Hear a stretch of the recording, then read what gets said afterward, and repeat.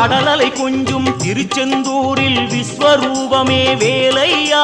பழமுதி சோலை அறுபடை வீடும் புண்ணிய தரிசனம் முருகையா திருநீர் அணிந்து வரும் போது நெஞ்சில் நிம்மதி பிறக்குது கந்தையா முகனே சிவனார் மகனே உன்னை பாட பாட சுகமாகுதையா வேல் முருகா அரோகரா அரோகரா வேல் முருகா